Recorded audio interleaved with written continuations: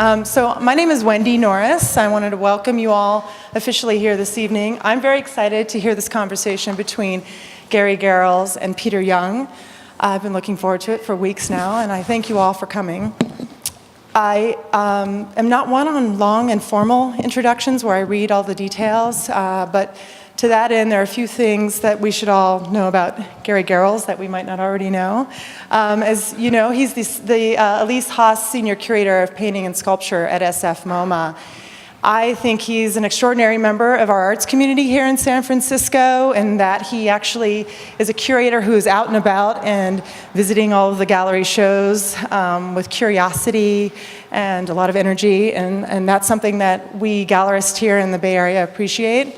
And not only that, I've watched him work feverishly with his staff over the last few years to open the new SF MoMA about a block here from the gallery. And as many of you all know, it's a real treasure for our city and for the art world and beyond. So a lot of that is due to Gary's constant work on the curatorial front and on the development front and everything else that he has on his plate.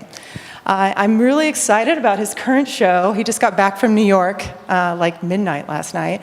He was in New York on a symposium for Bruce Conner, where MoMA opened the Bruce Conner show that Gary has really been spearheading for all these years. That exhibition opens here at SF MoMA, I believe, on October 29th, and we're really excited about it. Bruce Conner is an artist that I think contributed vastly to the 20th century art and beyond. So Peter Young. I won't do a formal introduction for Peter either. The funny thing about Peter, I was just going back and forth with a reporter the other day who really wanted to categorize him. Is he an abstract painter? Is he a surrealist? Is he a post-minimalist? How they wanted one single word to describe him. And you know, that's the great thing about Peter Young. He's indescribable. And I'm hoping that tonight we'll all get a sense of you know, what he's all about and why he's here in this gallery.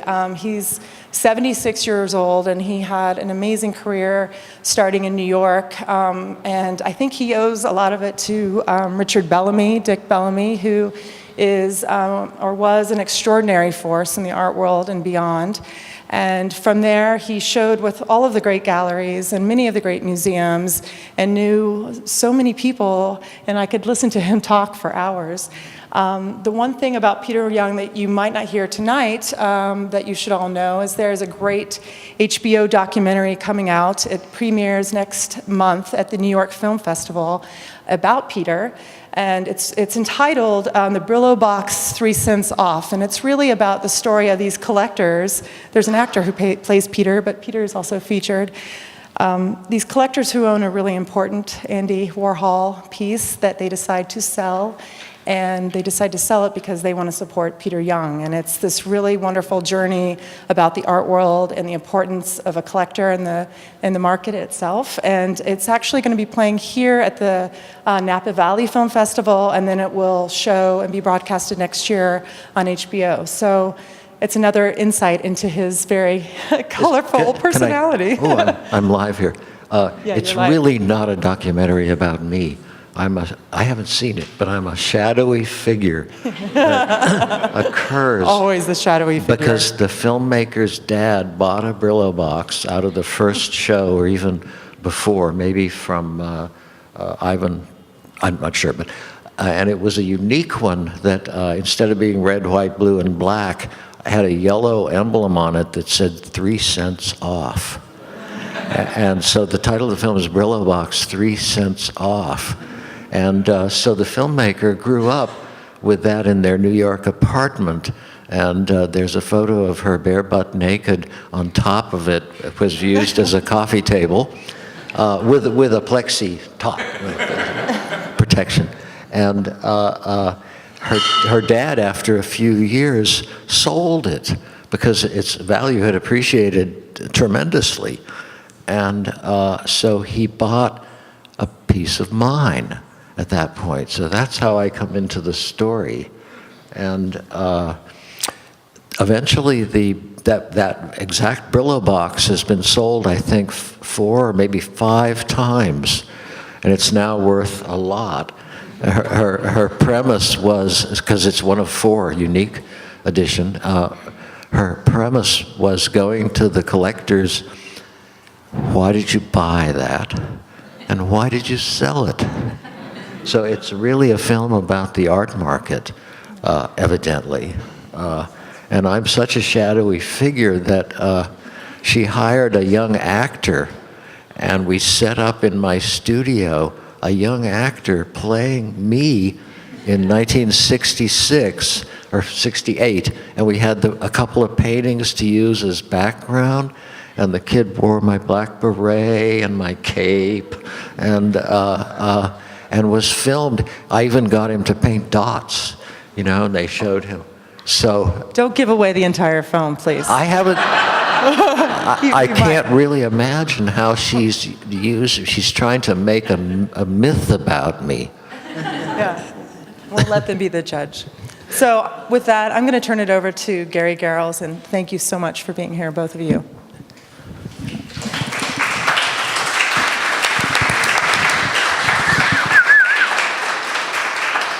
Well, thank you, Wendi, and thank you for bringing this exhibition here and for bringing Peter.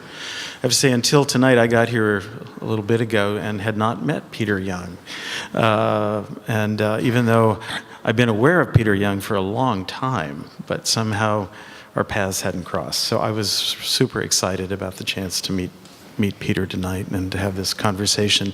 So we started a little bit in Wendi's office, and I'm a little kind of an obsessive about biographical detail in history and this kind of thing. And so I was trying to get a little clarity. So I can already clarify that Peter was born in Pittsburgh, but in the hospital in Pittsburgh. He didn't grow up in Pittsburgh, And clarify this, he was, can we say, a little bit of a country boy, or out in outside of Pittsburgh, and grew up in sounds like a really beautiful, bucolic, pastoral, paradisical kind of place. Blueberries, wild strawberries. Yeah, so when you read the biography that says born Pittsburgh, I'm thinking, okay, he's been choking on steel mill smut for 10 years, and he's already lost some brain cells before the family moves to Santa Monica, which this would have been about the late 40s, I guess. 49. I think the family arrived in 50.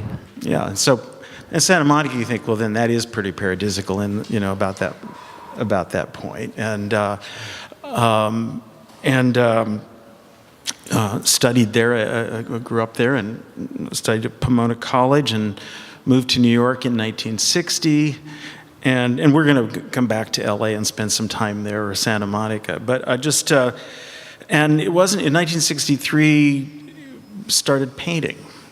He'd studied art history, and I think this is important, I have to say, we're at a point historically where it's almost impossible to imagine an artist who, didn't get their MA at art school.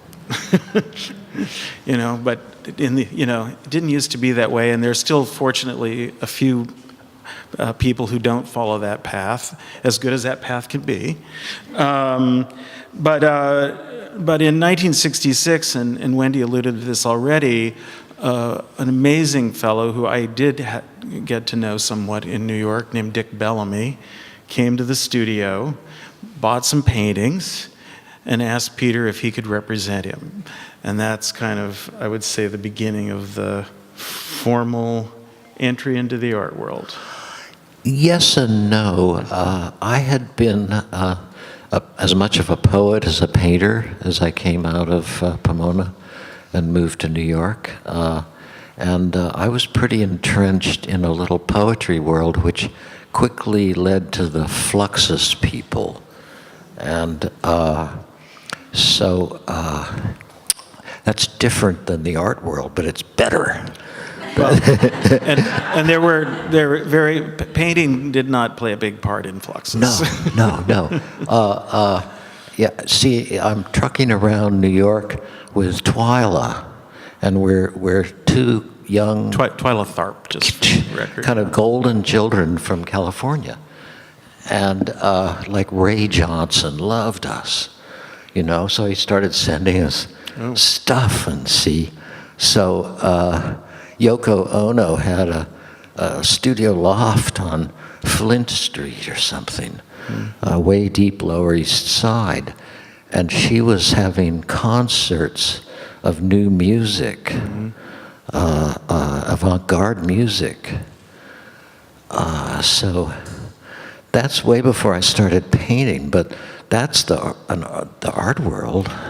Well, maybe we should start there with like what it means to be part of a creative community. I mean, that's, I think... Yeah, I owe it all to my friends. You say Richard Bellamy helped me, but my friends helped me. We were a young community of artists downtown, and we worked in trucking art as much as anything, and sometimes helping install shows for galleries. So the network of young painters, before any of us hit the ropes, you know, no, that's not the was incredibly vital. You know, we spent all night talking to each other, maybe drinking in the bars, but visiting each other's studios more than anything, you know, on a day-to-day basis, tracking each other's work and talking about it. So definitely before Bellamy. Oh yeah, I mean, just kind of like the formal kind of emergence into the art world, and so it made it, I would say, and it was a very quick emergence because so Dick asked one of the artists in the group, who was probably more out there than at the bars than we were, who do you like? Who should I look up? You know, and he said Dan Christensen and Peter Young. And so Dick came to my studio. You were wrong. He didn't actually buy paintings, but he immediately started. He never bought a painting, but he immediately started bringing. Philip Johnson was one of the first.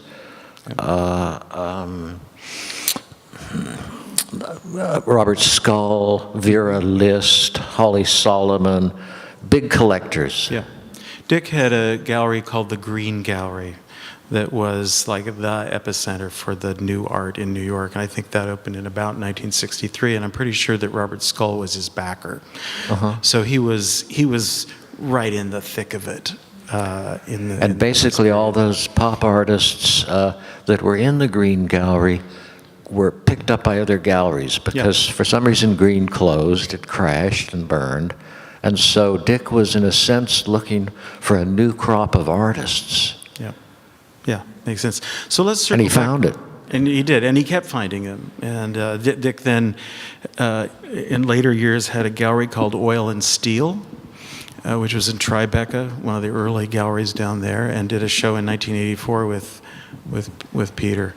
But let's circle back to Santa Monica in the 50s. And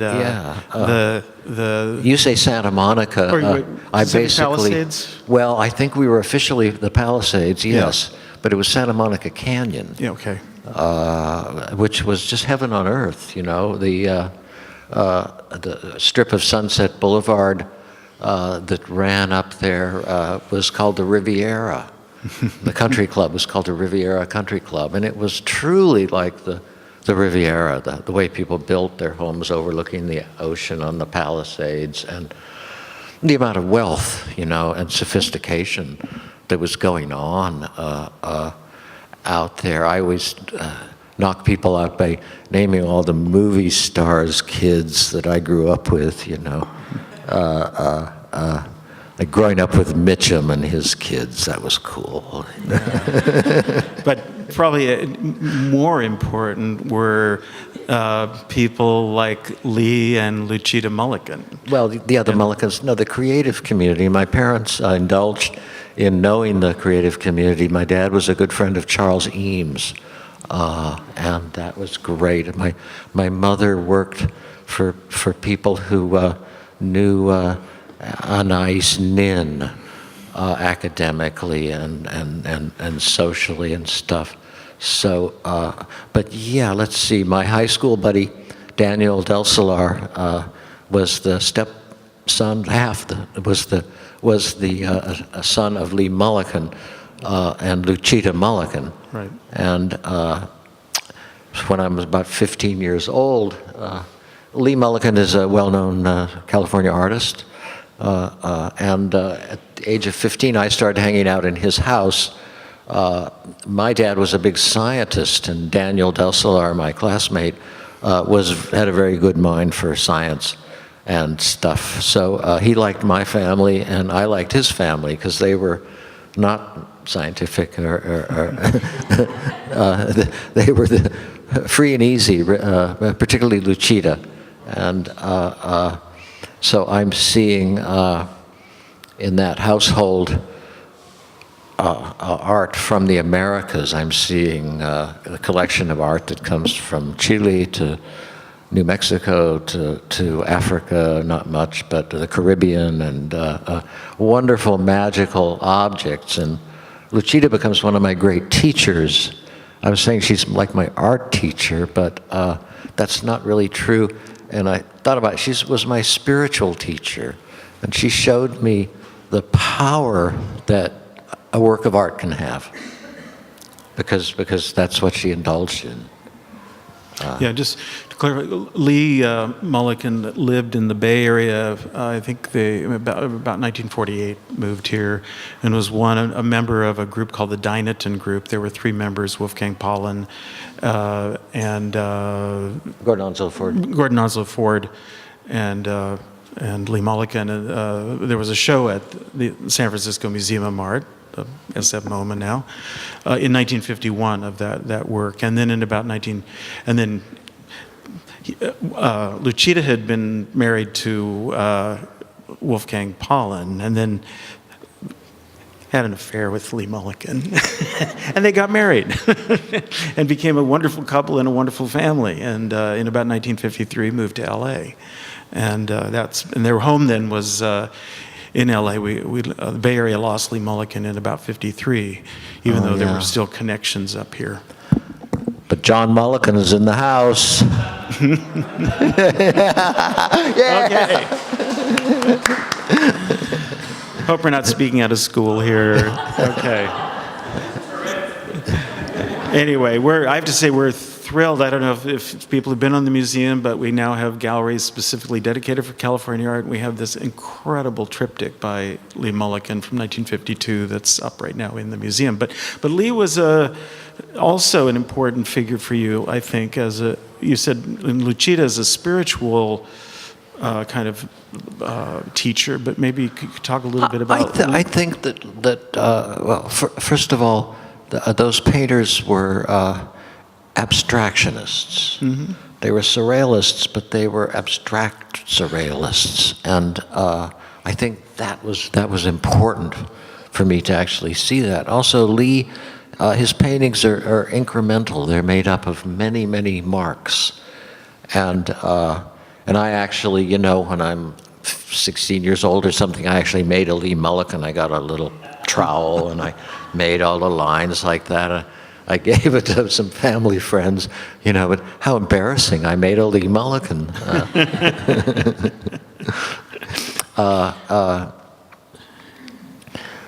But Lee was a very reticent person. And even though I shared many dinners in the Mulliken household, it was really hard to get Lee.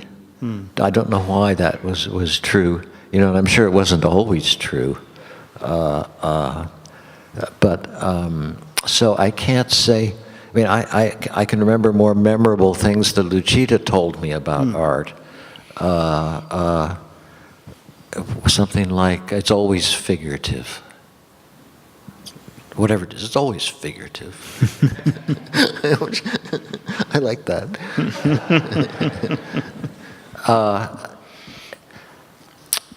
But yeah, the whole ambiance there was, who was there? Gerald Hurd, a great spiritual teacher. Sam Francis lived around there.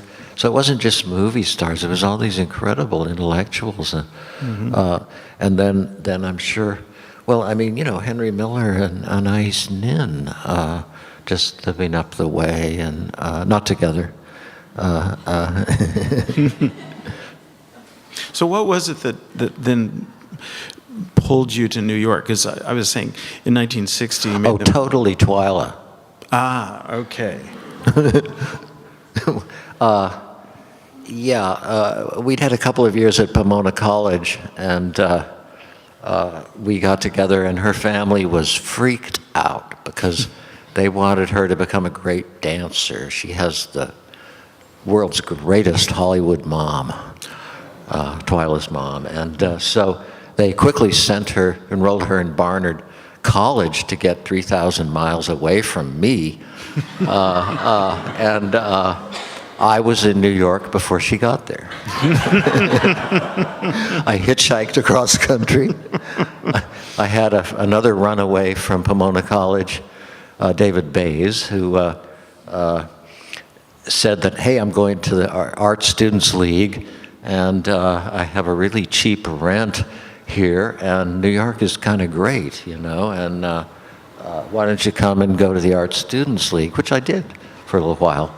But yeah, I was there before Twyla, and so they sent Grandma from Indiana to, this is personal history, God,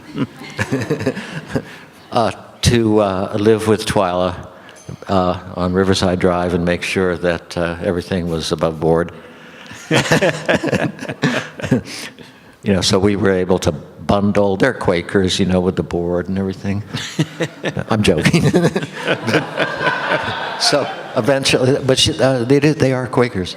So eventually, Grandma said, I can't keep these two young people apart. And she cashed in and went home to Indiana. So the family said we had to get married, so we got married.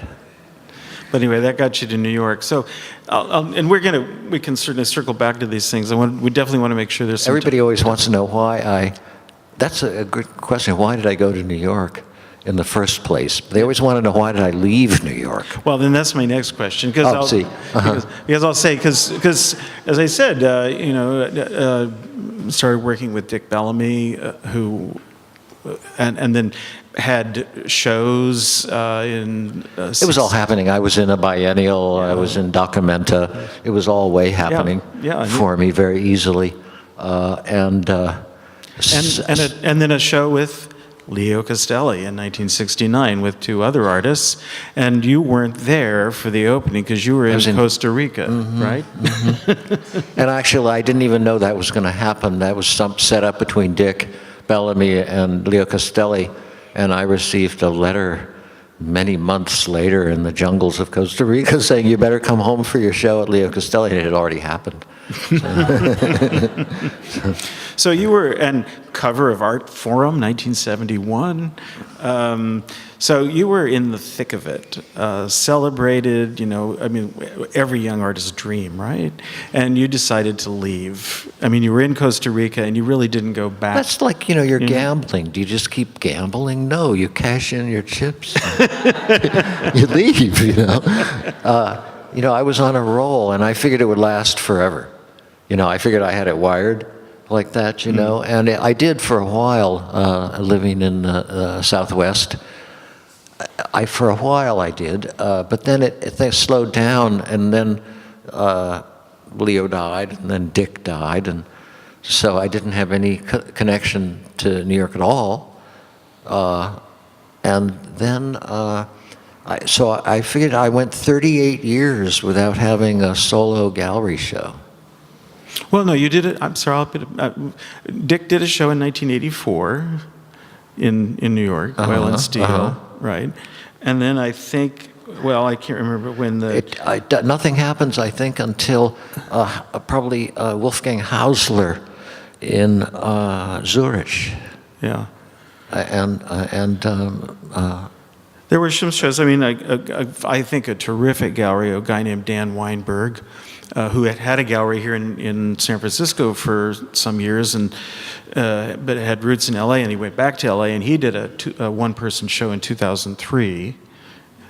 Okay, so 84 to 2003. No, you're wonderful, and I've been saying 38 years, so that's not really true, but like 20 years. Anyways, there was a gap, let's say, but there was some activity. Another really wonderful gallery, Texas Gallery, Frederica, she's great. I mean, so there was some things going on, but Just enough to keep me alive, and both those shows at Weinberg and at Texas Gallery were simply small, very tiny works on paper. They weren't even paintings. Okay, good to know. Here we clarify. Because they never tell you that when you look at, That you read looks their good, show. yeah, big painting show. They don't want you to know that. So I want to ask, though, what was it that attracted you, or you felt like when you went to Bisbee, Arizona, that the Southwest, that here was a place to live? What was that? Okay, well, I had traveled around the Southwest as a child. My dad would take us to the Hopi Mesas. Oak Creek Canyon, we spent the summer there once, below Flagstaff. Then as a 18-year-old freshman in college, my friend and I took a monumental driving trip around the Four Corners states. We took a long drive, and I remembered from that trip that Utah was extraordinarily beautiful. And so when I left New York, I flew to Salt Lake. I bought a van. I found a woman to travel with, and I took off, and I visited the Four Corners states for about a year. I visited the communes at that point. There were a Lama Foundation, and there were a bunch of communes, New Buffalo, and It was a whole world of post-hippie or return to the earth stuff. And those are my people. So how did I get to Bisbee? I actually made a mistake, and I bought a spring, 40 acres with a spring right in the middle of it that's above Zion Park. It's heaven. It's just the most amazing place with the ponderosa forest and aspen trees and everything like that. But it was 7,400 feet high, and I realized I couldn't winter there. It was like 45 miles on dirt roads, muddy, bad dirt roads, and I couldn't really live there. I had to visit there in the summer. So I did that for a few summers. One summer I went to Spain for the winter, and then the next winter, I decided to go to Mexico, and speaking to my other spiritual teacher, he said, the world's finest azurite comes from Bisbee, Arizona, better than anything that comes from Chessy, France, or other known sites that have exquisite azurite. And as my teacher, he had a certain fondness for azurite. A very consistent crystal, like all crystals. So he said, you should just, instead of going through Nogales, on the highway, you should go across at Bisbee. There's a little border crossing there called Naco.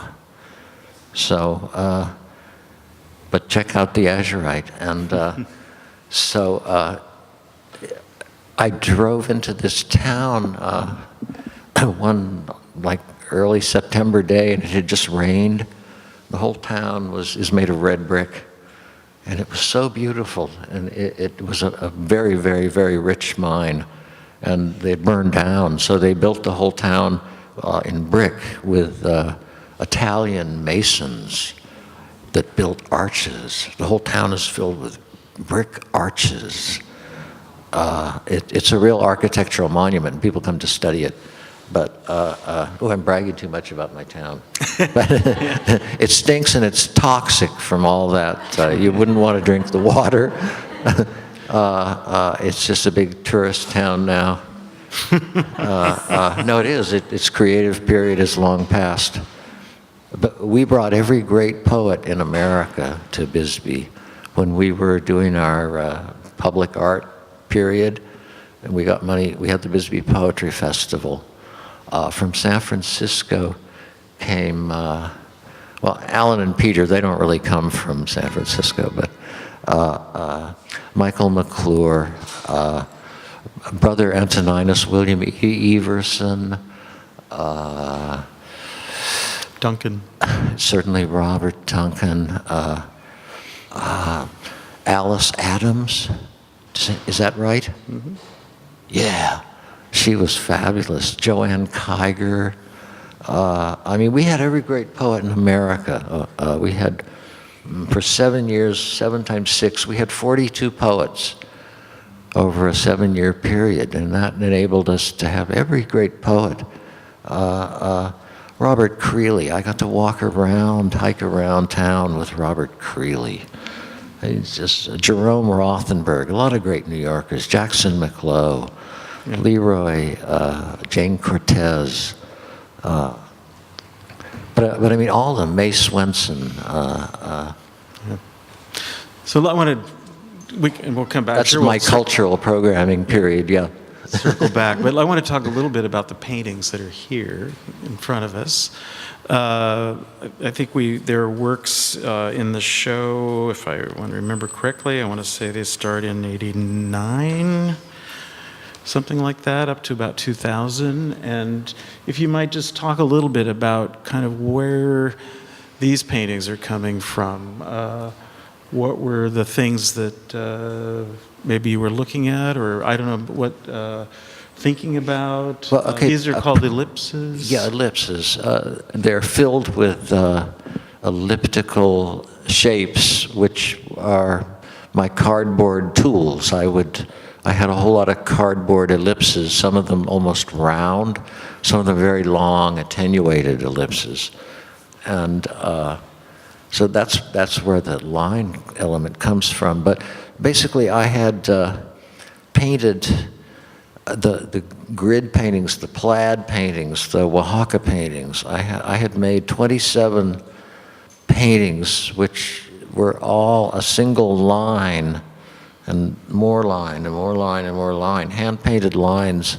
I figure I painted a line, you know, from Bisbee to Oaxaca. I mean, it's just, I always was painting this line. I'd move the painting. I'd find myself all slow. I'd move the painting up. I'd start painting the line again. And then I'd turn the painting this way and paint the other lines because they're all grids and stuff. I'd been doing that. I made 27 paintings in those two modes. And I was painting 4 paintings a year. So I spent many years at my loom. I would say I'm weaving with paint. And they'd say, isn't that tedious? And I'm saying, no, I don't even have to think about it. I just sit here at my loom and I do that, you know, very meditative. But I had done that for so long, so tight. And the dot paintings were pretty tight too, you know. So I wanted to throw paint, right? It was like I'd always been so jealous of people that got to throw paint, you know. So that explains the fact that the backgrounds are, I had done some dot paintings at one point with some, in Spain. I drank cheap red wine, and I'd get real drunk, and I'd have a 6-foot canvas on the floor, and I'd like do something, you know, trying to be as completely kind of out of my mind as possible. This is because then you paint dots over it, so you can fix it. Anything that's wrong with the original throwdown, you can, and that's what happens here too, you know. So I do my my 10-minute painting, and I let it dry. And it's always done down. It's not done upright. Yeah.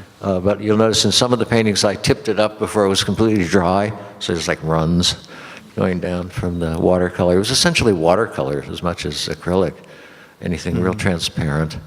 And then I'd throw down my ellipses and just draw lines all over the whole thing, hundreds of lines. And then it just becomes the checkerboard effect. If you do this little area, you can't do this one or this one, you have to do that one. Mm-hmm. So if you notice, but then you'll find lots of places where I break with the rule and jump across borders. sometimes, because I look ahead and I say, well, I don't want to fill those guys in. I'd like to fill those other ones in. So I find a way to switch over. Now, why the ellipse? I got real interested in the ellipse, again, because of my teacher, who had a simple thing. He said, the circle's a human heresy.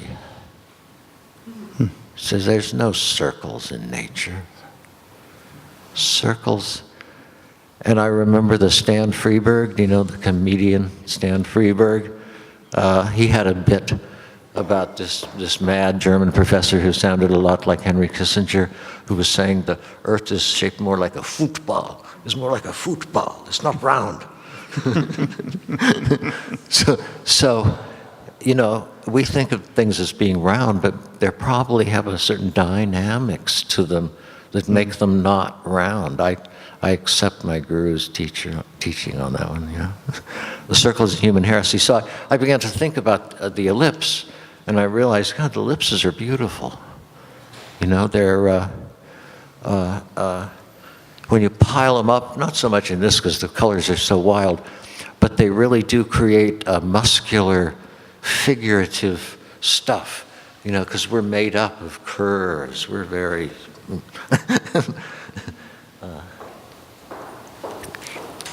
So that's about all I can tell you. Yeah. At first, I wanted to do just white. I'm very much kind of a simple purist, so there's a whole bunch of paintings where all the shapes are simply white. On whatever background there is, usually a lot of white also. But then some of those didn't work out, and I thought, hey, wouldn't it be cool if I started filling in colors, So all of a sudden, after doing all these white paintings, white on white almost, very, I had a show in New York of the white ellipse paintings, and they're very kind of invisible sometimes. So this was just the next logic. The paint tells you what to do. You have all this paint. Yeah. So let's say the paint tells you what to do. Okay. And I just absolutely understand that's part of what I love about the physicality, the materiality of painting. That it's not just a set of rational decisions or that's something I say. The paint tells you what to do. And I tell that to young artists, you just do something. You got to just do something, and then it'll tell you what to do next, That's kind of like the paint telling you what to do, I guess. But, I've been thinking and thinking, what does tell me what to do?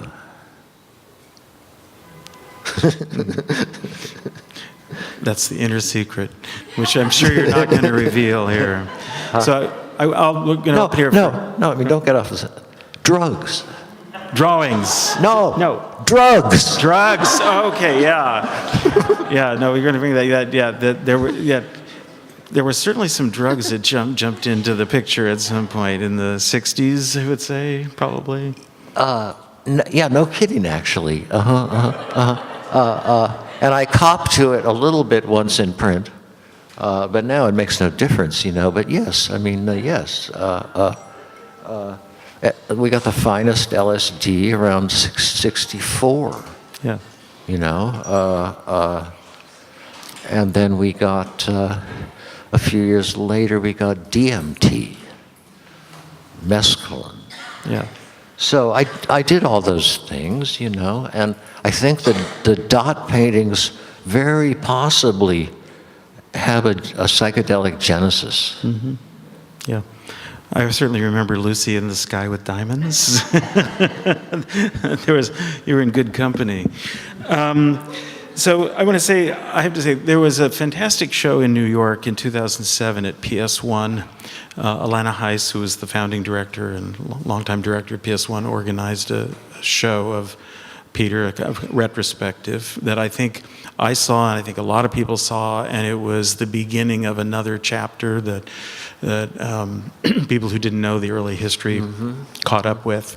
A wonderful essay by Klaus Curtis, who was one of the partners of the Bikert Gallery, one of the great galleries in New York in the 60s. What curator was really responsible for that is Bob Nikas. Bob Nikas, yep. Yeah.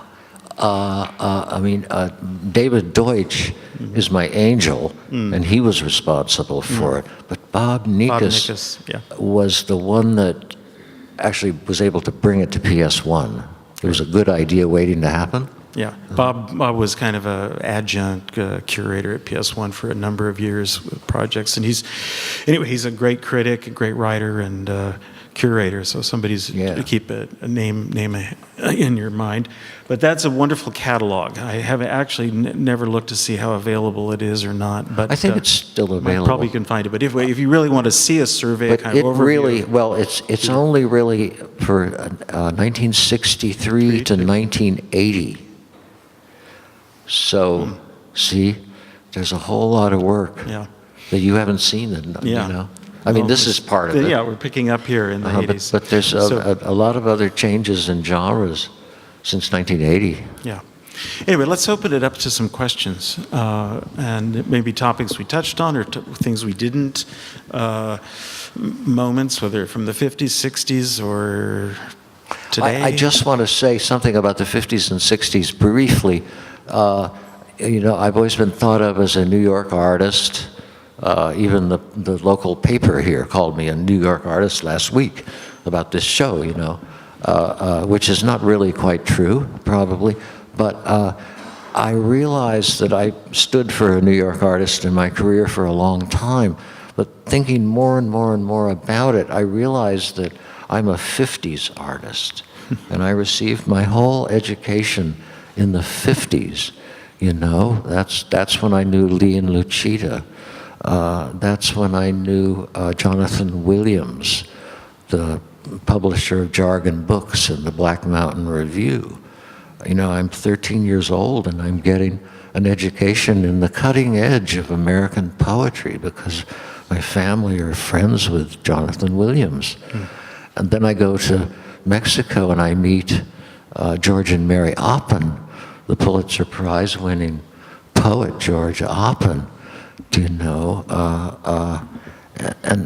I have teachers in jazz that from my young teens schooled me in American jazz. So poetry, jazz, art, but also the California ethos that was really foreign to New York ethos. Yeah. Okay, first question. Oh my God, Peter, please. In 1960, having got solid, Bill Sykes was my associate at the moment, and I, and Delaware. Once a week, visited artist studios in New York. This was very important. It was harmonious and harmonious. And when this was over, I went down supported by a Mexican taxi, Mexican called. That was just opened this gallery, and all the individual artists whom we had visited and seen in their studio before they had their exhibition. They were shown in the Green Gallery as the gallery. Yeah. So I just want to repeat. Yeah. I think we need to repeat some of this because I don't think everybody can hear this. That Peter, as I hope everyone knows, Peter was a curator at the Museum of Modern Art in New York, and was talking about that period in 1960 with Bill Seitz, who was there, and Dick Bellamy, who was not a curator, but going out to studios every week and seeing young artists, and that's where Dick saw these artists who we now identify as minimal artists, who were the ones he first showed when he opened the Green Gallery, and. It's Bellamy's story is about to be told. A wonderful scholar named Judith Stein has just finished a massive biography of Dick Bellamy, which is going to be published in a couple of months. So we'll all be reading in the book reviews about Dick Bellamy. Before the Green Gallery, there was the Hansa Gallery. Right? And that was located on Central Park South. And I'm sorry? Oh.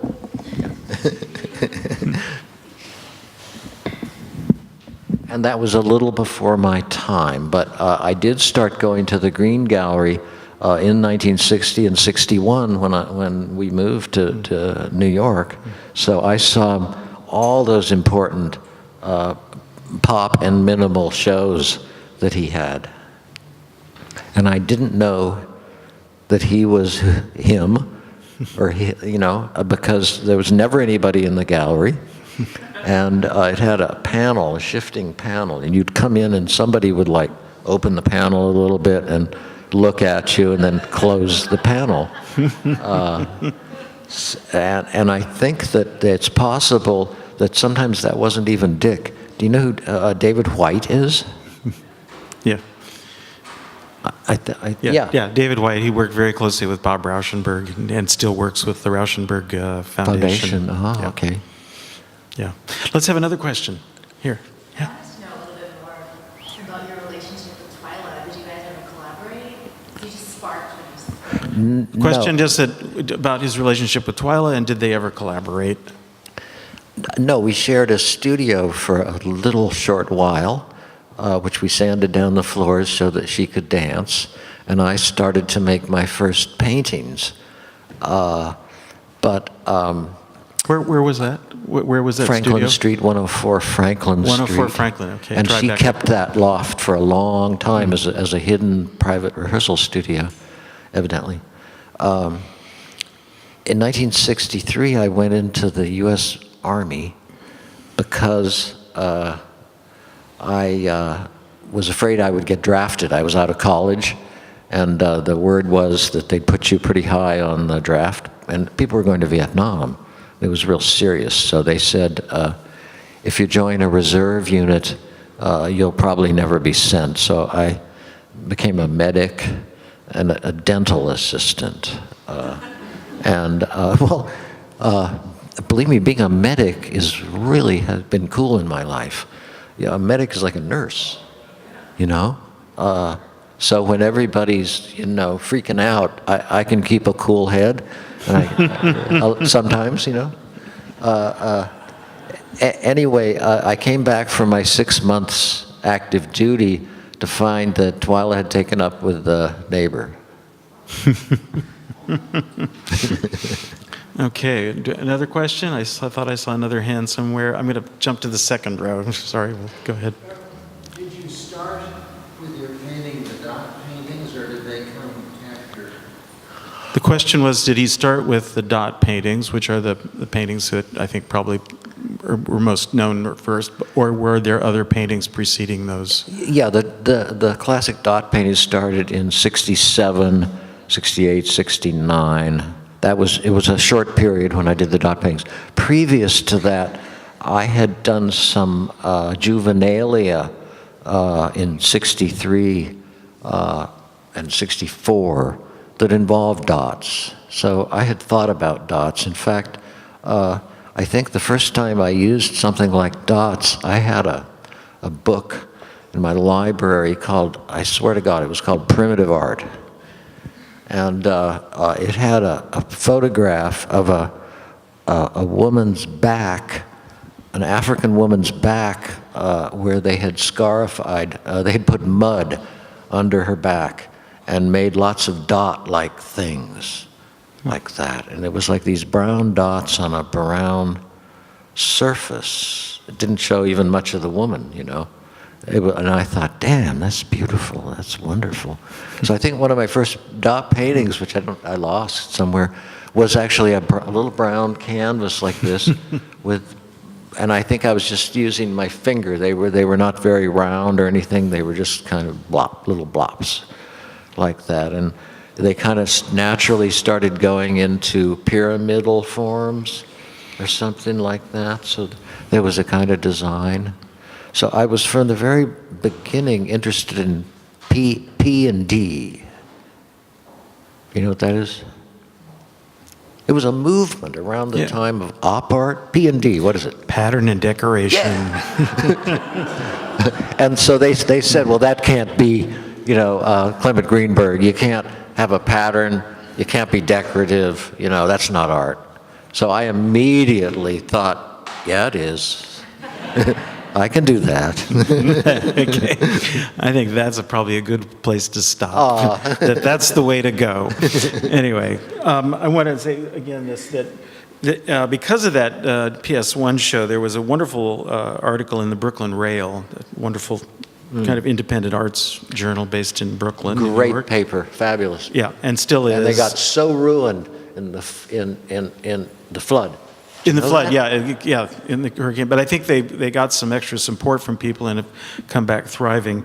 But anyway, in that article, Peter was called an important role model for young artists because he embodied independent thought and maverick dedication. And I think that sums it up, I hope. Okay, thank you.